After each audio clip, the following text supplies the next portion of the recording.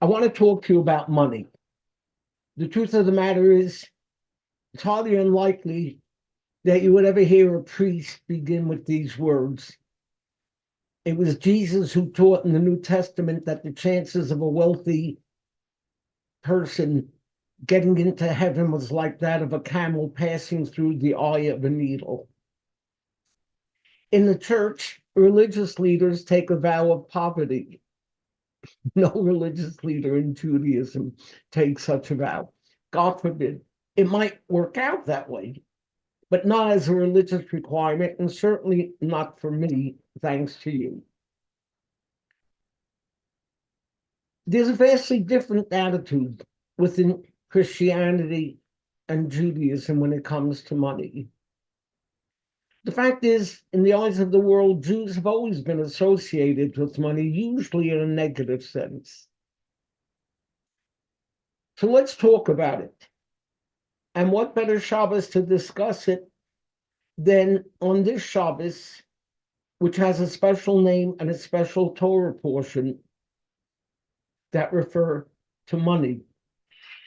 This is Shabbos Parshat Shkolim, the Sabbath of the shekels, the monetary unit which Jews have been identified since time immemorial. And our Torah portion dealt with the half shekel that each and every Jew had to give to pay for the purchase of communal offerings. In the Torah's description of this commandment, our sages noted something that caught their eye. The very verse containing this commandment has God saying, Zeh yi'id, this you shall give. Everyone shall give a half shekel, and then you are numbered after the half shekel of the sanctuary. The emphasis on God saying, this they shall give, led our sages to understand that God showed Moshe the actual coin because he didn't fully understand the commandment.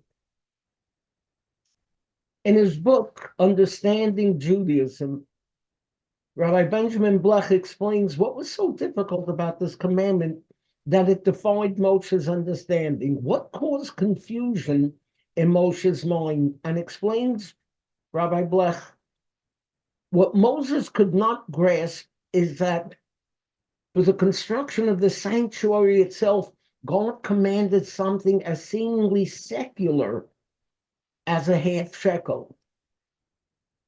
How could money be introduced into the holy sanctuary?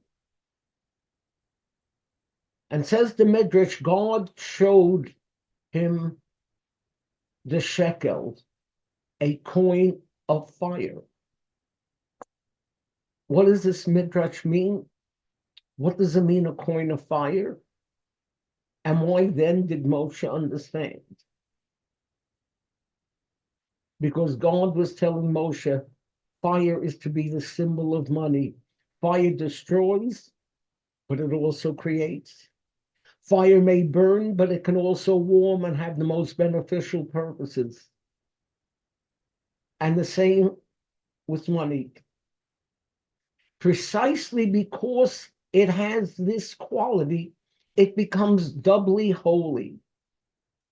When we choose to use a potentially destructive object in a positive and productive manner, we've learned the meaning of true holiness. Money is like fire. Many people get burnt and destroyed by it. But money is also like fire in the sense that it can be used creatively and serve a positive purpose. And that's what Ruth Gottesman recently did with her announcement of a $1 billion gift to the Albert Einstein College of Medicine so that its students will never again have to pay tuition. we have to hope that there's some Jew out there who learn from this and make a similar gift for Jewish schools. We as American Jews have the opportunity these days to use our money for a very positive purpose, to use it to make statements. And Israel, in these trying times, can use statements that resonate. And in fact, for some, it can be done without it costing you a dime. That's just what a select group of very wealthy Jews did, a group to be applauded, not for the money they are giving, but for the money they're refusing to give. I'm referring to billionaires like Leon Cooperman and Bill Ackman and Mark Rowan and Henry Suica, billionaires who notified universities to which they've given hundreds of millions of dollars, Columbia, University of Pennsylvania, Harvard, and informed them that they will no longer support those institutions because of their seeming indifference to Israel's plight and the security of their own Jewish students. And here I'd like to single out for gratitude Leslie Wexner. For a long time now, Wexner, the billionaire owner of Victoria's Secret, Abercrombie & Fitch, Bath & Body Works, has been the rare Jew who has given his philanthropy to Jewish causes. It's estimated that of America's 25 most generous philanthropists, people like Michael Bloomberg and Mark Zuckerberg and Steve Ballmer are Jewish. And almost none focuses giving to the Jewish community. Not Wexner. In Columbus, Ohio, where he lives, he's among the major supporters of the Jewish Federation, the Jewish Student Center at Ohio State University, the Columbus Torah Academy, on and on and on.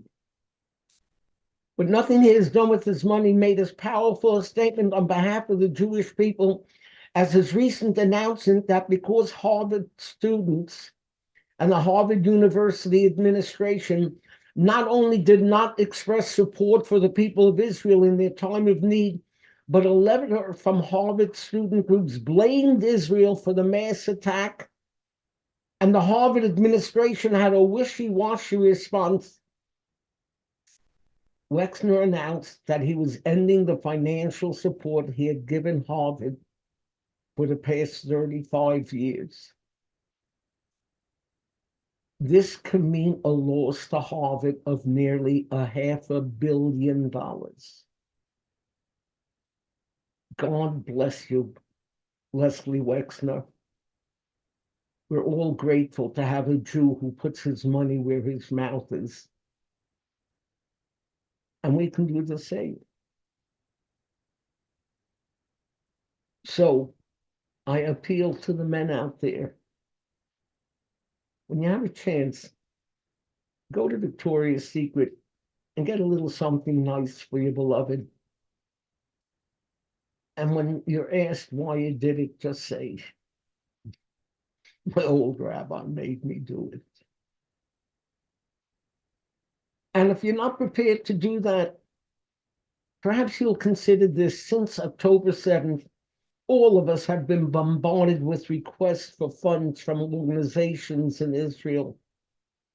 After a while, it seems too much, but it shouldn't be. Even a small donation tells the people in Israel, you can count on us.